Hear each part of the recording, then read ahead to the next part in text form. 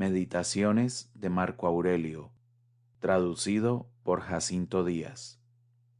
Libro tercero. 1. No se debe contentar uno con hacerse solo la cuenta que, acortándosele de día en día el tiempo de la vida, la parte que le queda por instantes se le va haciendo menor, sino que mucho más debe reflexionar que, si más tiempo viviere, estará siempre incierto si una igual disposición de mente en que se halla le acompañará en adelante, pronta para la inteligencia de las cosas ocurrentes y para aquella meditación que de suyo conduce al verdadero conocimiento de las cosas divinas y humanas. Porque si una vez la razón empezare a flaquear, por más que no le falte a uno ni la transpiración, ni la nutrición, ni la fuerza de imaginar y de apetecer, ni de otras facultades semejantes, con todo se le apagará el vigor para poder usar de sí mismo, para cumplir a la perfección con su deber, para ordenar y arreglar bien sus pensamientos, y para resolver con madurez si ya es tiempo de darse la muerte. Finalmente, para ejecutar todas aquellas cosas que piden una razón ejercitada y vigorosa. Conviene, pues, darse prisa,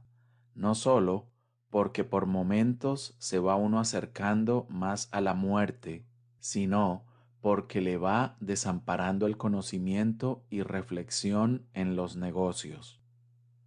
2.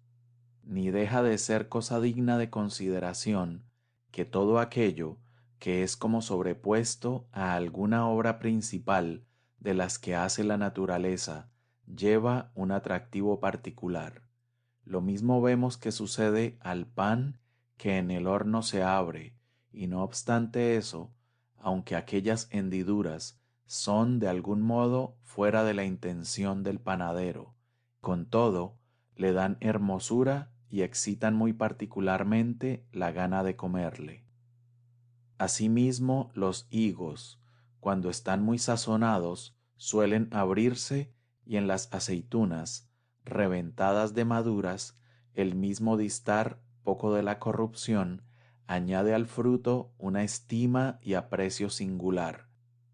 Y si uno se pusiese a considerar despacio y en particular la naturaleza, hallaría que el inclinarse hacia abajo las espigas, que la melena del león, que la espuma en la boca del jabalí, y por abreviar otras 1000 cosas más, aunque por sí mismas ninguna hermosura ofrezcan a la vista, no obstante, por ser añadiduras de que suyo van con las demás obras de la naturaleza, a un mismo tiempo las hermosean y causan admiración, de modo que si uno tuviese un ánimo atento y fijase altamente la consideración en las cosas que se hacen en el mundo, estoy por decir que aun en estas, como consecuencias y adiciones naturales, nada se le presentaría que no le pareciese en cierta manera más agradable, y así también aquella abertura de boca, vista en las fieras, a quienes es natural, no le deleitaría menos de lo que suele deleitar cuando los pintores y estatuarios la remedan. Y este mismo podría con ojos castos mirar igualmente la amable belleza de los niños, que aquella madurez y gracia ya pasada que muestran en su semblante las personas de mucha edad. Y por último, otras muchas cosas de este jaez se le pondrían delante, las cuales no pueden ser del gusto de todos, sino sólo de aquel que se ha hecho familiar la naturaleza y tiene ejercitada la mente en la verdadera contemplación de sus obras. 3. Hipócrates, habiendo curado a muchos de grandes males, enfermando él mismo, al cabo murió. A muchos predijeron la muerte los caldeos, y no por eso dejó de llegarle su día y destino fatal. Alejandro, Pompeyo y Cayo César, habiendo tantas veces destruido desde los cimientos muchas ciudades, y habiendo degollado en campo de batalla muchísimos centenares de infantes y caballos, al fin también fallecieron ellos mismos. Murió Heráclito de enfermedad de hidropesía y cubierto de estiércol, sin que le preservase una prolija disertación sobre el último incendio del universo.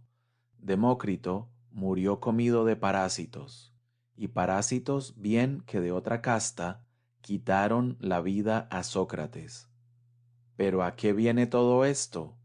¿A qué ha de venir? Te embarcaste, hiciste tu viaje, llegaste al puerto, desembarcaste, que si es para vivir otra vida, ni aun allá echarás menos a los dioses.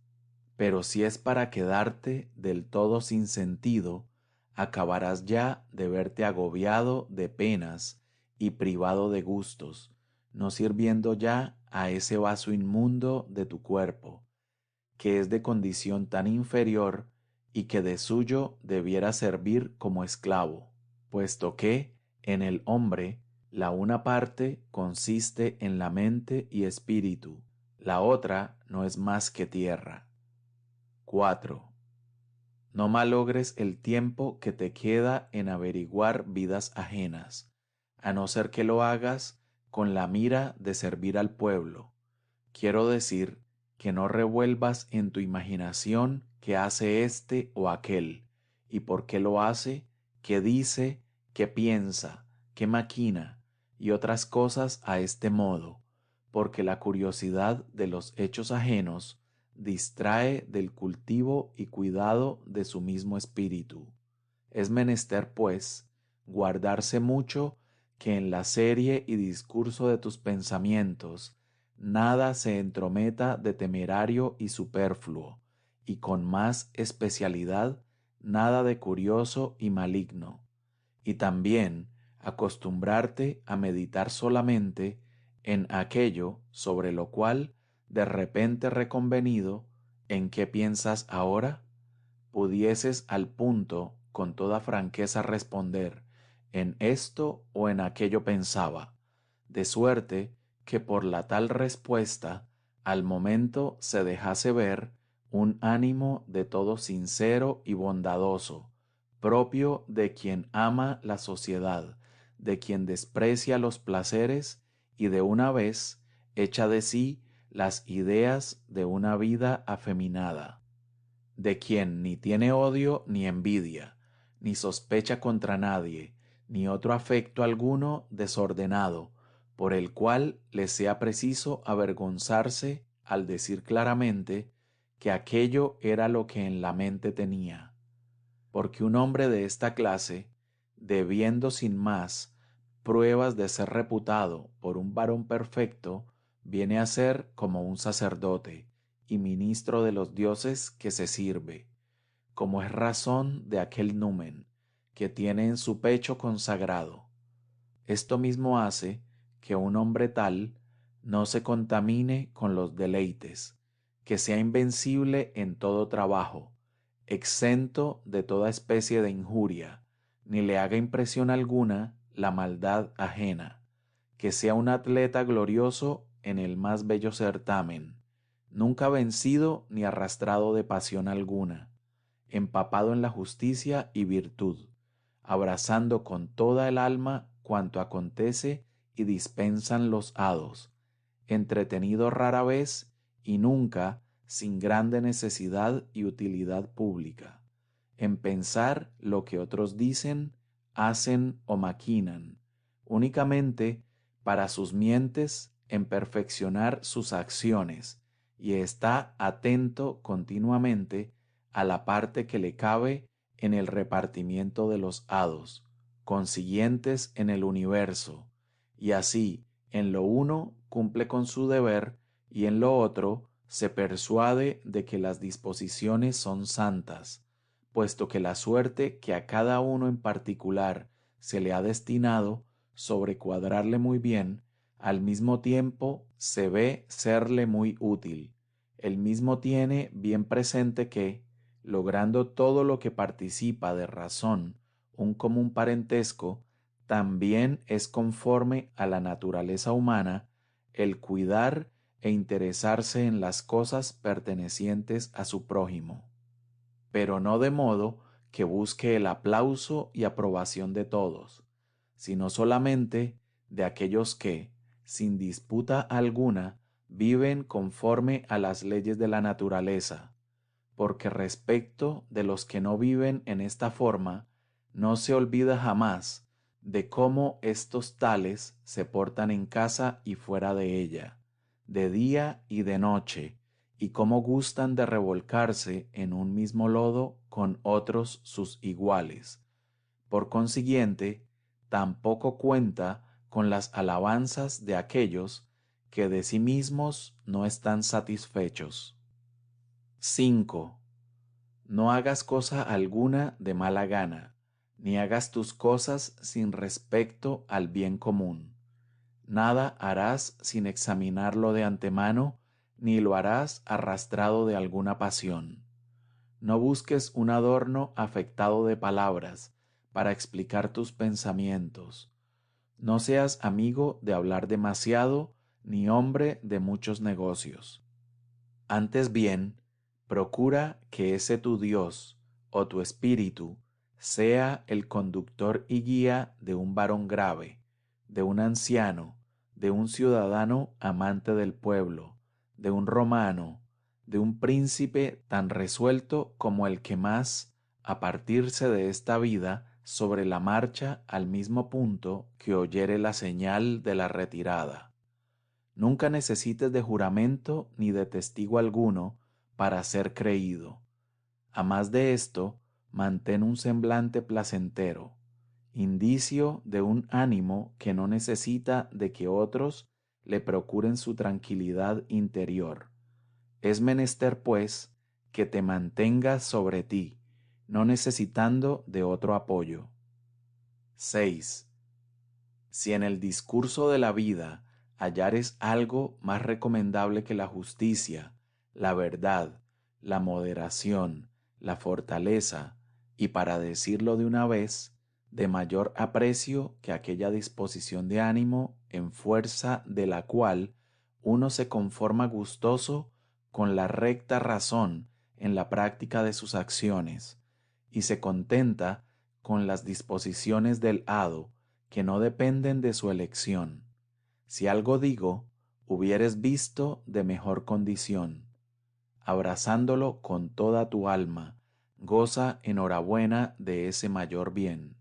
Pero si nada se te presentare más excelente que ese tu espíritu o numen en tu pecho consagrado, que es el que tiene a raya sus propios apetitos, que examina los pensamientos que se ofrecen a la fantasía, que se desprende de los halagos de los sentidos, como Sócrates solía decir, que se sujeta a sí mismo a los dioses y que tiene cuenta con el bien del prójimo.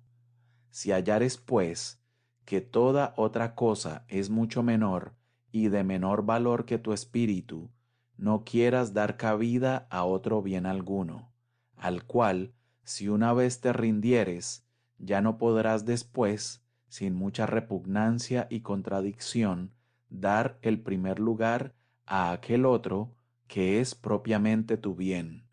y, en realidad, de verdad, no es conforme a justicia, y razón que ningún otro género de bien, como el aplauso popular, el mando, la riqueza, el deleite, se atreva a disputar el primer lugar contra el bien honesto, propio de la razón y sociedad.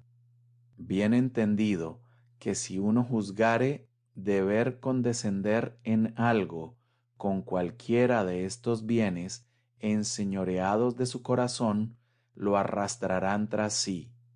Digo pues, que escogiendo tú de buena fe y generosamente lo mejor, te afirmes en ello,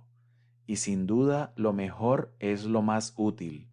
y en que deberás mantenerte, si te conduce como a racional, y huir si como a dominado del apetito, y sobre todo, procura conservar un juicio recto y libre de preocupaciones, para que con toda seguridad puedas hacer un examen verdadero. 7. Jamás califiques de útil para ti mismo lo que tal vez puede empeñarte en faltar a tu palabra, en desestimar la modestia, en aborrecer a otro, en tenerle por sospechoso, en abominar de él, en mostrarte doble, finalmente en apasionarte por alguna cosa de las que no pueden hacerse sino a puertas cerradas. Pues quien a todo lo demás antepusiese su mente y alma, no habiendo para él cosa más sagrada que las religiosas ceremonias de la virtud, ese tal no se entregará al llanto, no temerá la soledad ni el concurso, y lo que más es, no vivirá buscando la muerte ni huyendo de ella, persuadido que nada le va en que por más o menos tiempo viva unida su alma con su cuerpo, porque si al mismo punto le fuese necesario partirse del mundo, tan expedito y desembarazado, se marcharía como si hubiese de ir a practicar con decoro y buen modo cualquier otra función de la vida, siempre acostumbrado a precaverse tan solo de que su mente rehúse los oficios propios de hombre racional y sociable. 8. En el espíritu de un hombre muy moderado y cándido, nada hallarás corrompido ni contaminado, ni menos podrá la parca arrebatarle la vida en tal estado, que no haya llegado ya al término de su perfección, al modo que podría alguno decir de una persona de teatro, que se salía de él antes de dar fin a la acción trágica que representaba. A más de esto, en el mismo jamás verás cosa servil, ni afectada ni postiza, ni sectaria o sediciosa, ni que se resista al examen, ni que pretenda quedar oculta. 9. Ten gran cuenta con la opinión, porque todo depende de ahí, para que jamás se introduzca en tu espíritu alguna opinión repugnante a la naturaleza y condición de un viviente que participa de razón. Y lo que tal condición requiere es reserva en el juzgar, familiaridad para con los hombres y obediencia a los dioses. 10. Echando pues de ti todo otro cuidado, pon solo atención en estas consideraciones, y al mismo tiempo acuérdate de que cada uno no vive más de lo que es el tiempo presente, en que vive, que es un punto indivisible, y que todo el resto de su vida o ya lo acabó de vivir o es incierto. Es pues nada lo que uno vive, nada el rincón de la tierra en donde pasa su vida, nada la más extendida fama de la posteridad,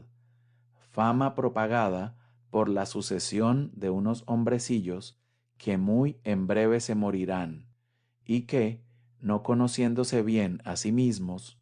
están muy lejos de poder juzgar de los que antes murieron. 11. A los avisos que llevo dichos debe añadirse uno más, y es que siempre se haga la definición o la descripción de aquello que nos presentare la imaginación, de modo que distintamente contemple uno cuál es su naturaleza, tomada de por sí precisamente y mirada según todas sus partes, y que también diga para consigo mismo: tal es el nombre propio y peculiar de la tal cosa, tales los nombres de las partes de que se compuso y en las que se resolverá, porque verdaderamente nada contribuye tanto a la grandeza de ánimo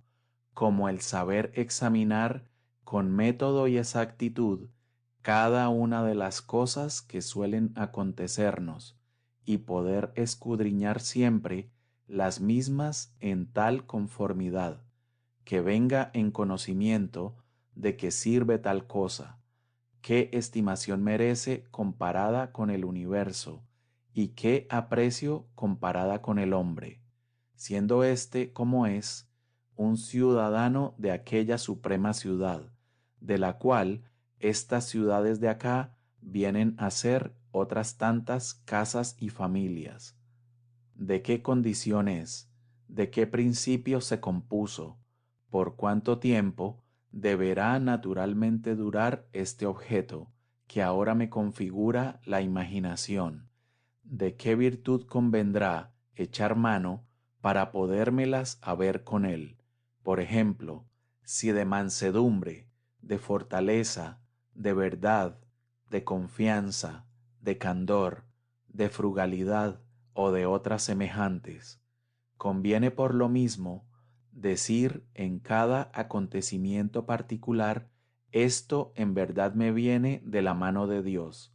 Eso otro sucede en fuerza de la coligación de las cosas y del hilo fatal de las parcas, por esta complicación de sucesos y por el acaso de la fortuna. Aquello nace de parte de aquel que es hombre de mi misma patria, de mi mismo linaje y mi amigo, pero que al mismo tiempo ignora lo que le corresponde según los derechos de la naturaleza, los cuales sé yo muy bien. Por esto me portaré con él con benevolencia y con justicia, conforme lo pide y exige la ley natural de la sociedad, si bien en estas cosas comunes de la vida no perderé de vista que debo tratarle correspondientemente a su mérito. 12. Si tú, siguiendo la recta razón, haces lo que tienes entre manos, con estudio, con empeño y buena voluntad, sin poner la mira en ninguna otra conveniencia ni diversión, antes bien, conservas tu espíritu por entonces tan puro como si ya lo hubieses de restituir a quien te lo ha dado. Si vuelvo a decir, llevas adelante tu obra, no buscando otro bien ni huyendo de otro mal, sino dándote por satisfecho con hacer el presente trabajo, conforme a la naturaleza y con hablar con suma entereza lo que hubieres de decir, vivirás feliz y dichoso, además de que no hay persona alguna que pueda impedírtelo. 13. Al modo que los cirujanos tienen siempre a la mano los instrumentos de su profesión para las curas repentinas, así deberás tú tener prontos tus principios, ya para entender las cosas divinas y humanas, ya para hacerlo todo, aun lo mínimo en tal conformidad, como quien tiene presente la mutua relación que unas y otras cosas tienen entre sí, por lo que ningún oficio podrás hacer debidamente para con los hombres sin el tal respecto a las cosas divinas. 14. No te extravíes más, supuesto que no has de tener tiempo para acabar de leer tus comentarios, ni las proezas de los antiguos romanos y griegos, ni los apuntamientos que entresacas de los libros y reservas para el tiempo de tu vejez. Date pues prisa en llegar al fin, y dejadas las vanas esperanzas, si tienes cuenta contigo mismo, procura mirar por tu bien. 15. Porque esto aún pueden hacerlo los que no saben cuántos significados tienen los verbos de robar, sembrar, comprar, de ver lo que se debe hacer, lo cual no se ve con los ojos corporales, sino con otra cierta vista interior. 16. Tenemos cuerpo, alma y espíritu, Del cuerpo son los sentidos, del alma los apetitos, del espíritu los principios. Ello es así que el formar la fantasía, las ideas de los objetos, es cosa común a los brutos. El ser impetuosamente agitado, como lo es un autómata, conviene también a las fieras, a los hombres afeminados, a un Falaris y un Nerón, a aquellos que no creen en los dioses, a los enemigos y traidores a su patria, a aquellos, finalmente, que de nada tienen empacho, después que cerraron la puerta. Ahora pues, si todas las otras cosas son comunes a estos de quienes acabamos de hablar, resta que sea propio del hombre virtuoso tener a su espíritu por guía en aquellas cosas que le parecieren ser de su obligación, y abrazar con amor las disposiciones que los hados le hubieren decretado. El no manchar su espíritu, que a manera de un numen divino lo tiene consagrado en su pecho, ni perturbarlo con un tropel de imaginaciones, antes bien conservarle plácido y propicio, obedeciéndole con el mayor respeto y siguiéndole como a un Dios. Por fin, el que no diga cosa que sea contra la verdad, ni ejecute acción alguna contraria a los derechos de la justicia.